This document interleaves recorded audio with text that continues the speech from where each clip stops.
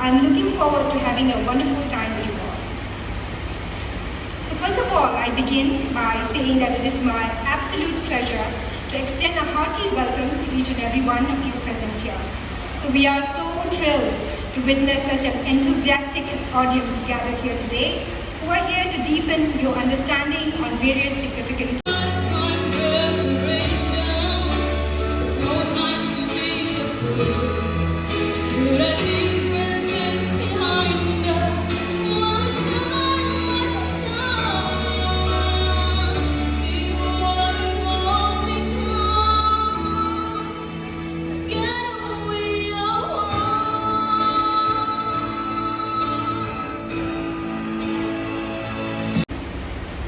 How are you all doing? I'm an old man now. I'm closing to touch 40. So the job that you think I'm going to speak about, I passed the exam 15 years ago, so they may not be very relevant. None of you had a smartphone 15 years ago. Uncle Benjamin, did you have a smartphone 15 years ago? No. So, 15 years from now, things will change so much. 5 years from now, things will change so much. That's why I would like to today speak on something which is a very, very different line of job, and which I would like to say is the job of the future. I don't want to speak on the IAS thing because there are people better than me to speak about the IAS. I have passed the exam in 2008. I have not studied since then for this exam. So, if you ask me what is being asked in the exam in the last 3-4 years, absolutely I have no clue. What is the pattern of the exam? I have no clue.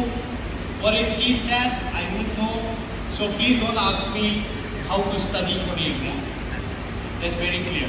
You have people from the coaching institutes who will be here to guide you.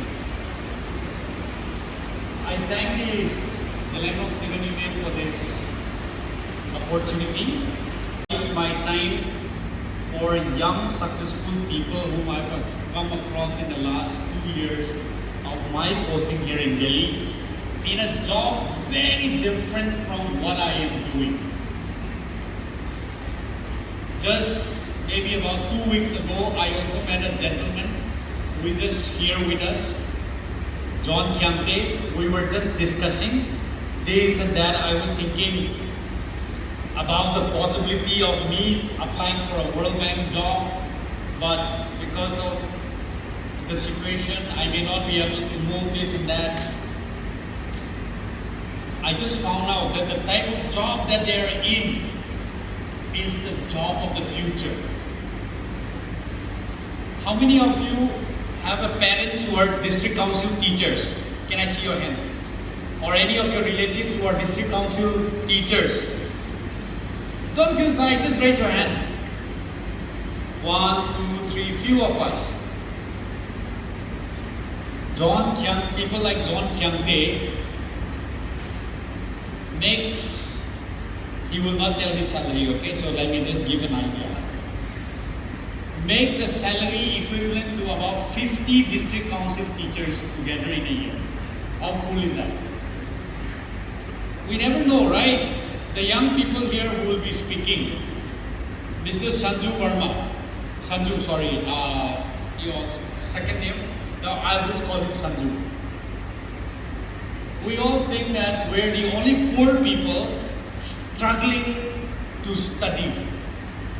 Just 2 days back, on Wednesday, it was a holiday for me, so I decided to visit one of the gaming company, which is, big, since it is my ministry's team. I went and interacted with the people sitting, about 200 people sitting in that office room. There were people from IAMs, there were engineers who were making double of what I was getting as a salary.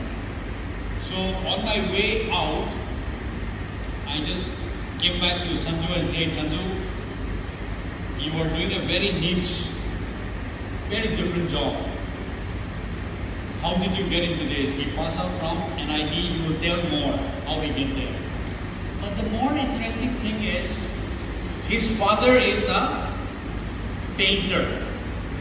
Not those fancy painter, house painting. His mom is an asa worker. Asa worker, you know, in our villages. And today, in just less than 2 years of his career, he is almost making not only that he's enjoying his job, but he's making equivalent to almost what I'm making after 15 years in the government service. These are people who earns correctly, legally, that comes to their salary every month.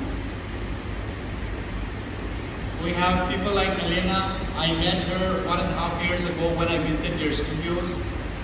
On my way out, I think she was just 6 months into the company, just graduating.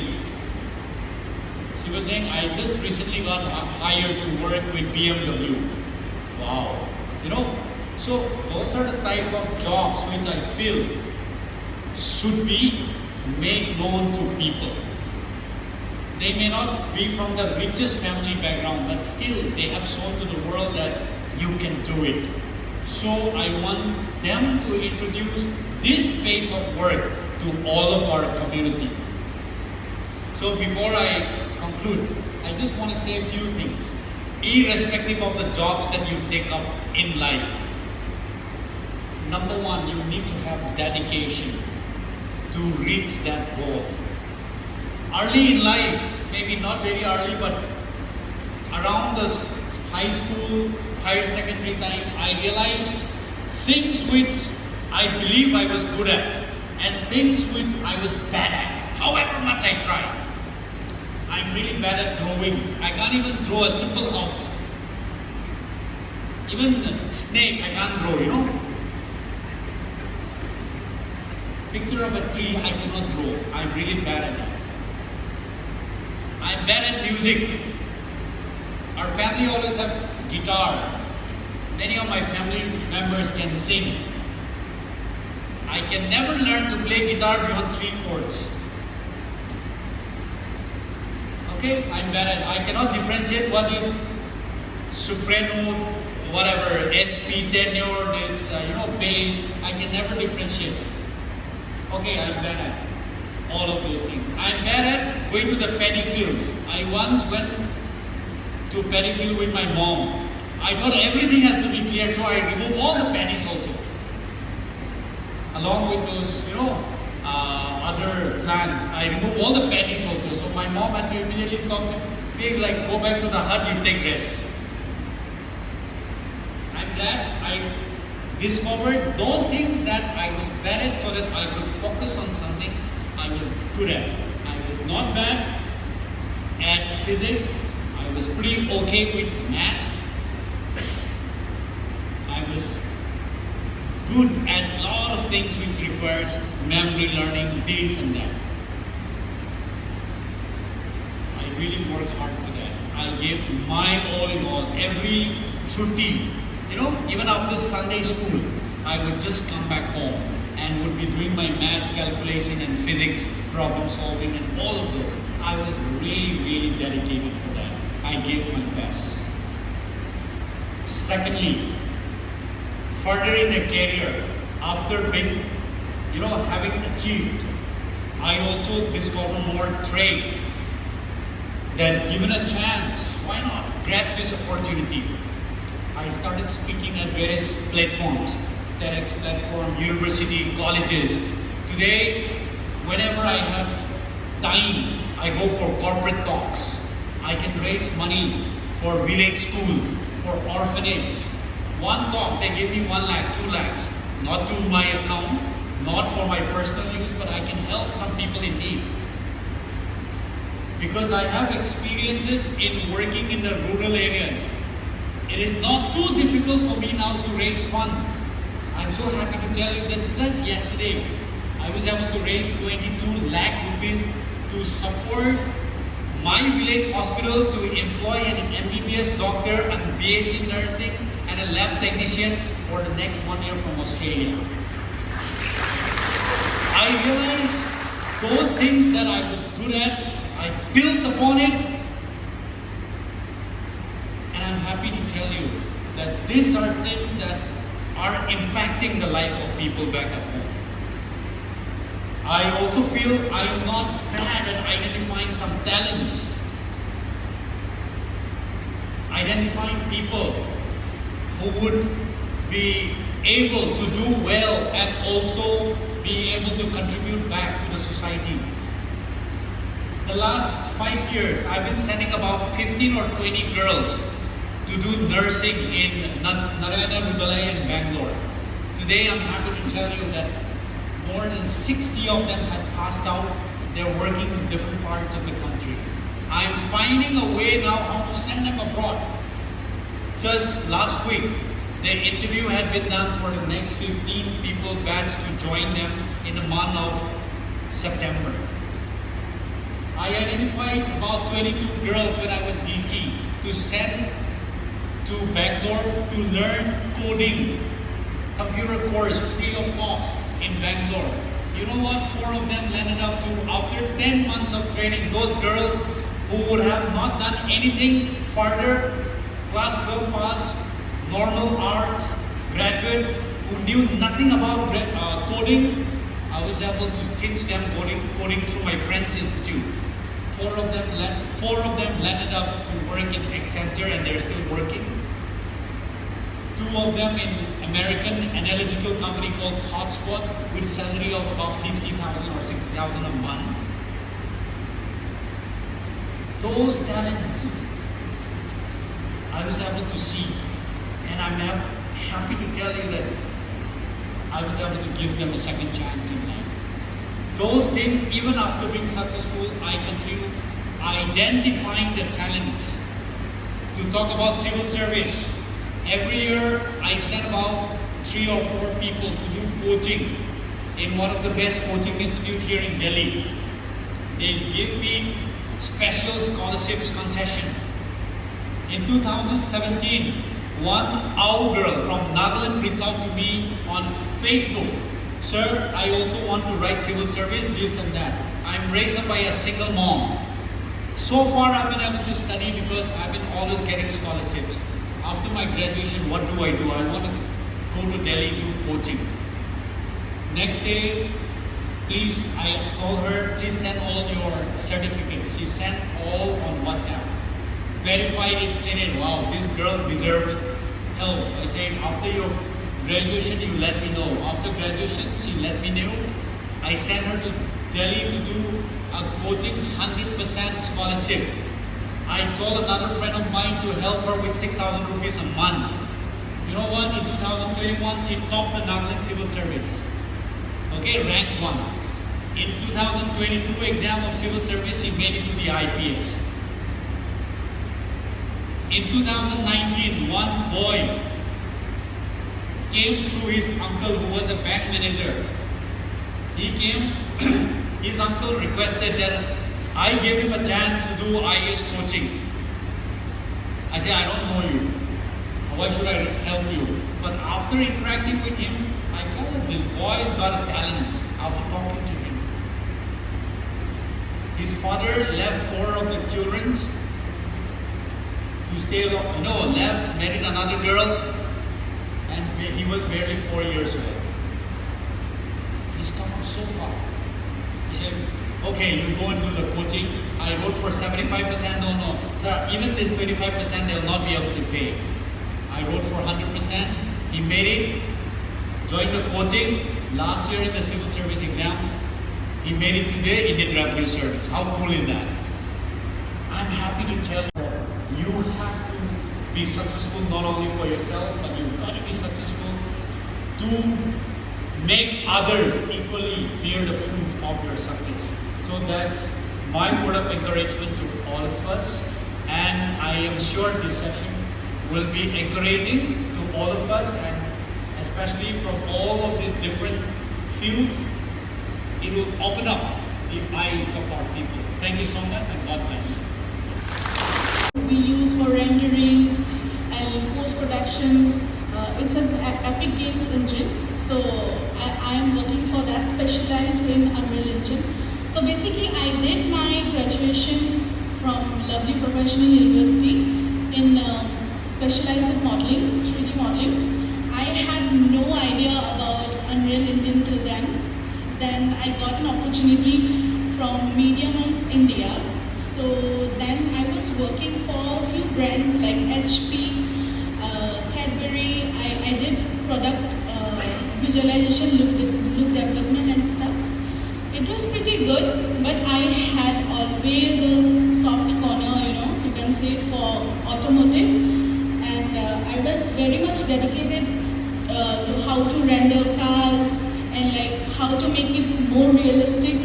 And it's very fun actually, like when we produce something and it looks far more better than your expectation, it's really nice. So honestly, I come from a very small place, small city from Assam, Tejpur. So there people are not very familiar with the term Unreal Engine generalist or 3D modeling artist. They are not very familiar. Like, to be honest, my parents, they know what I do, but exactly they don't know what I produce or like what I do. So I heard some of my relatives, they were talking about it.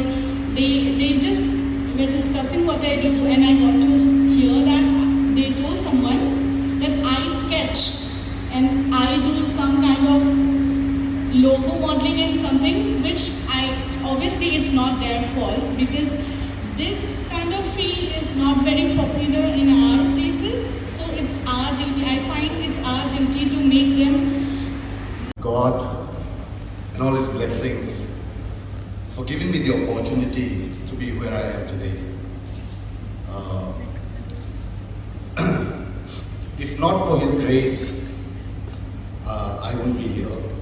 And I think it's appropriate that I mention it. And through the years, it is the Word of God that have guided me, given me the daily bread that I need to be where I am. So I would like to thank God for the opportunity. I would like to thank Mr. Pame for inviting me, ZSUD for inviting me and for the opportunity. So I have about, I think, 20-25 minutes. I've made some bullet points of what I'm going to speak, but I'll skip that and seeing you all, I thought I'll change that a little bit. I used to sit, I was the Information Secretary of DMZP in 2002. And being an Information Secretary when there was no mobile was a big challenge. And I think a lot of things have changed since then. And we used to have a seminar like this. And I would say, I used to dream of being able to speak to you like this. And today, I think those dreams have come true. And I've had few opportunities to speak. I was recently in Mizoram University as well, addressing the students. So for me, it is a dream that's come true. And I love watching MasterChef Australia. And there was a chef called Mark Beer. And he said, if you have a dream, then you have the responsibility to pursue that dream. If you don't, you just become a dreamer. So, the journey from where I started to where I am has been a long one. I can tell you there are no shortcuts. I can tell you that the recipe is hard work and sincerity. I think I'm not too familiar with Manipur and Haflong. Hello? Yeah. So I'm not very familiar, but I think one of the biggest problems that we face in Mizoram and the Mizo youth is the quick money problem. People want to get rich quick. I don't think there's a legitimate way to do it. One might be lucky to win a lottery, but that's like 1 in a million. So I wouldn't, so the recipe has always been hard work, sincerity.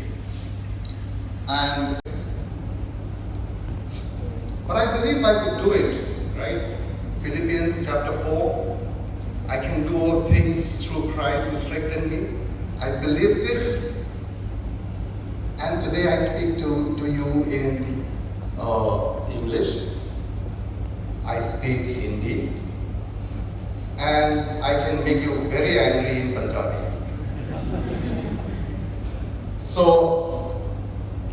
But there are a few things which I feel is important as you explore your opportunity. I am taken back to 20 years. So I started my career, I started when I was 23 years old, immediately after I finished my master's. And one of the biggest disadvantages I realized at that point of time was that I know very little about the corporate sector. My grandfather was a priest, a pastor. My father is a simple government employee. So there was no understanding of the corporate sector, right? And therefore, there are 3 things which I want to leave you with as you explore. The first thing is I want you all to be TAZ. Okay? TAZ. It's called the Aware Zeliangrong. You need to be aware of your surrounding. And I think we've had gamers, we've had designer, content creators speaking to you before today. Look back on the history, right? We've heard about the first industrial revolution. In economics, there is something called creative destructions. One of the things that, I don't know, okay, before I proceed, how many of you are already working? Can I see a show of hands? Already working? Okay. And can you please continue to raise? And those in the government one, you can keep your hands down. Okay. Okay, thank you. Okay, I assume then the rest are students. And from the students, how many of you are planning to pursue a career in the corporate sector? Can I see a show of hands? Good. Okay, very few. But I want to still talk about it. So I think the first thing is you need to be very, very aware of your surrounding. And the reason is that no company will pay you if you are not aware. Imagine there's an opening that is paying you 25,000. Why should they pay you? Right? You need to be aware, you need to have the right skills and to know what are the skills are. All those people are fighting for that job. There was an incident in Gujarat recently, right? Where there was an opening of about 60 people, 60 opening, and there was almost like a stampede situation. There was an opening of, I think in Air India, for about 50, 60, and then more than 25,000. It caused a massive traffic jam in Mumbai. And as we entered into this year, the technology sector, the big tech as we know it, your Apple, your Microsoft, your Amazon, they've laid off more than 60,000 people. So therefore, if you are planning to pursue something in the corporate sector, there is no ST quota. It is purely on your merit, right? And you have to believe that you can do it. And for me, that is one thing I've always believed that I could do it. When I couldn't speak English, I knew by the end of that year, I would speak English. And I made sure I gave the effort to do it. So being aware is very important. And because of the paucity of time, I'm going to talk about something that we all know, right? All of you have a smartphone, and on your smartphone you have your apps. And that today we call it the digital economy, right? So this is my last week at Disney-Hotstar. From next week I'll be at Microsoft. Microsoft creates OpenAI. They own OpenAI, ChatGPT. It's revolutionizing things. My father had to wait for almost a year to get a fixed phone connection in 1994 for 6 months. We bought our first Mahindra Jeep, we had to wait for almost 1 year. But right now, things are like, and the problem with my kids is that they think everything can come at the press of a button, right? Facebook took almost 4 years to have 10 million users. ChatGPT had almost 30 million users in 3 months. That is the pace of change that we are seeing. And many of you, as you walk into any office, will never see changes. And at Disney, one of the biggest challenges that we have is how artificial intelligence is going to change the world. There are apps today. I have a manager who manages my sort of everyday, my appointments, my sending out email. But in the last 6 months, ChatGPT has drafted all of my emails. That goes out, a request for appointment. When I want to go and request for an appointment with Mr. Pame, I let ChatGPT write it for me. So technology is going to replace it. But there are things, therefore, you have to understand how things are changing and then prepare yourself for the next exciting wave. When Henry Ford invented the assembly line, many people were upset. But the corporate world changed and it created new jobs. So therefore, in the corporate sector, you have to be aware. You have to be aware of politics. In India, no other choice. You have to follow politics. If you don't follow politics, then you don't follow the newspapers. If you don't follow the newspapers, then so you have to understand the politics at your state level, at your regional level, and most importantly, other states' politics. And then you have to understand the economy, right? You have to understand that how is all of this call centers coming into India? Are they moving out from India to Vietnam and Philippines? Why is that, right? So there's small things, and I think as a first step, you have to know you have to be aware, you have to know what is around you. Have you ever wondered how the internet works? I hold a phone, it has a modem, this is like a mini computer, right? It has a processor, it has a GPU, CPU, modem, antenna, and all of them are manufactured either in Taiwan or China, assembled there, right? But those components cannot work without some sort of a software. So the web software puts it together, but the life to the phone comes through your mobile connectivity, right? That gives you the internet connection, that gives you data, right? So a lot of change are happening, and the biggest change that we're seeing right now is the convergence of telecommunication, media, and technology.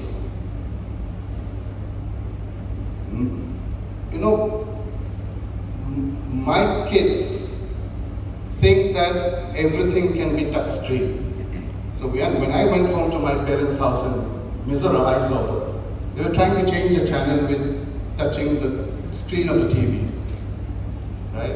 That is how fast things are changing. And therefore everything is on the internet. The TV business, Star TV, is not doing very well because YouTube, all your eyeballs, everyone's eyeballs are on social media and YouTube.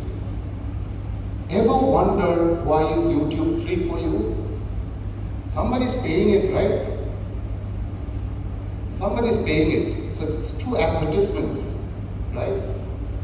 And those advertisements come together, right? And just look at it. So we have Sylvia, who's a content creator. In the old Disney way of making content, we will create avatar, invest 1 billion to make an avatar, right? But we don't know if that 1 billion investment is going to be successful or not. It could be a flop, right? But it doesn't own a single real estate, maybe except for a few here and there now, right? So YouTube, what it smartly does is that it allows everybody to create, right? And then when a content creator is successful, when they know that it's going to be a hit, they started investing it by sharing the advertisement revenues. So you minimize the risk of flops. That is a very unique business. And that's how YouTube is disrupting all content creation. That is why everybody is spending time. So that's a little bit on the technology side, the digital, how we are witnessing change, and it is going to be faster, right? My parents waited, 6 months for a phone connection. I can just go to any of the shops and get a mobile connection today, right? It took TV to have reached 1 million in India for about 50 years. Million homes. But ChatGPT took 3 months to become 30 million. That is the pace of change. So therefore, be aware of your surrounding. Ask questions, right? Is that know what role you want to do. I've loved economics from the time I first stepped into my first economic class. That was way back in 1992. But I wanted to pursue a life in the corporate sector. I've often wondered what life, my parents have always pushed me, UPSC, do UPSC. I've often wondered what life would have been. That's the road not taken for me. And everybody who wanted to be, at that point of time, they were like, the usual guidance was, no, if you want to be in the corporate sector, do your commerce, do your accounts, become MBA, and then you join company. But I know I wasn't good in management. I'm not a good manager. I can't do management, business administration, like what the MBAs do. I can't market, I'm bad at marketing. I can't sell, right? If I was in sales, I think our company will be bankrupt. So I knew I loved economics. And then I did research. I did research on how an economist can play a role in the corporate sector. And I knew that as an economist, one of the great things that we have learned is that we are good in assimilating information, analyzing it, and offering advisory services to the internal management team.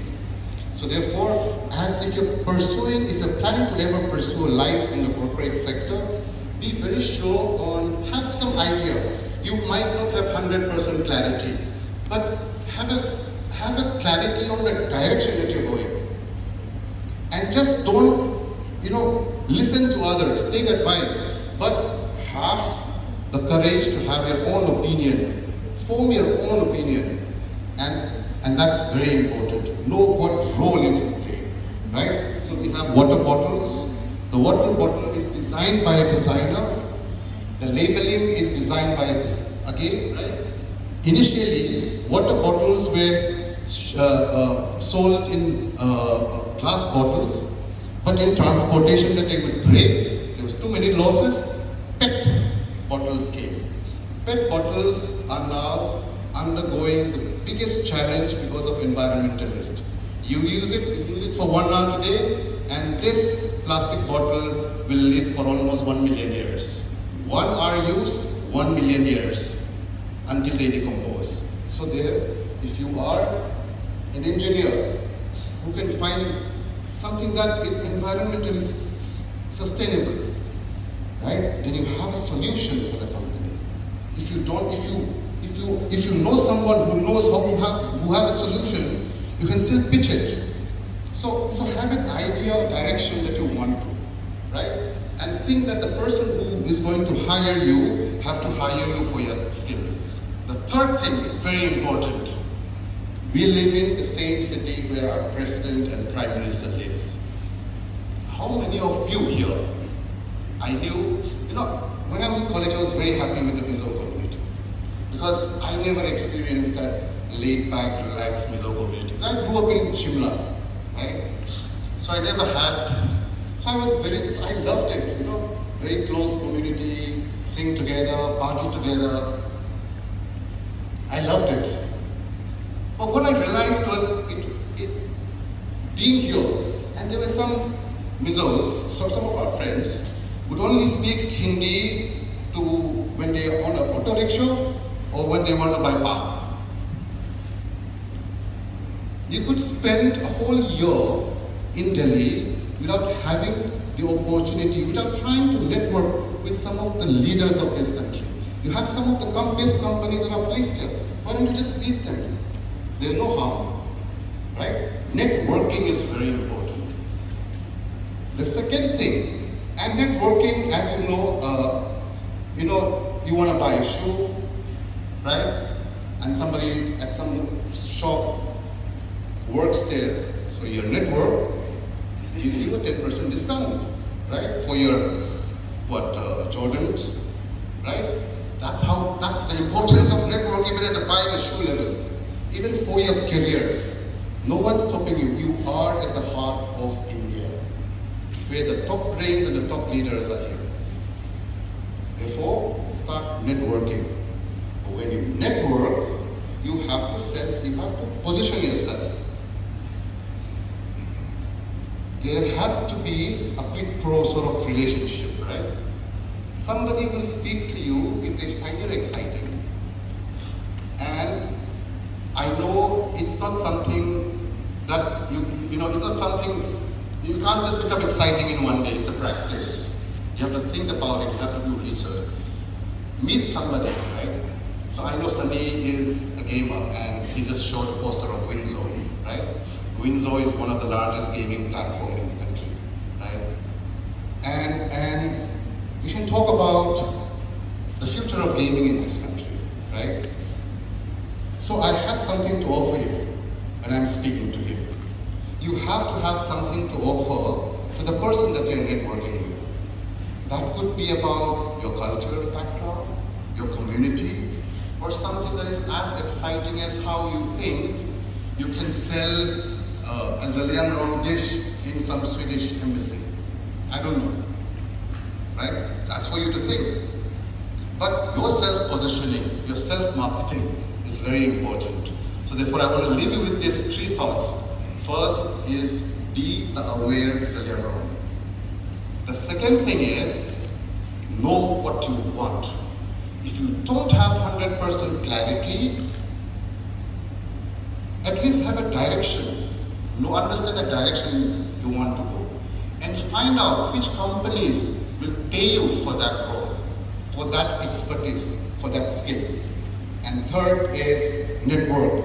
Network, self-position, network with as many people as you can. Learn about other cultures. It doesn't hurt to know about Gujarati dishes, Rajasthani dishes. Who knows, the person who you are who's interviewing you might come from some village like you, right, in Rajasthan. And if you know about that village, the dish, the people there, you immediately connect. So therefore, today, I want to leave you with these thoughts, and thank you so much once again for the opportunity.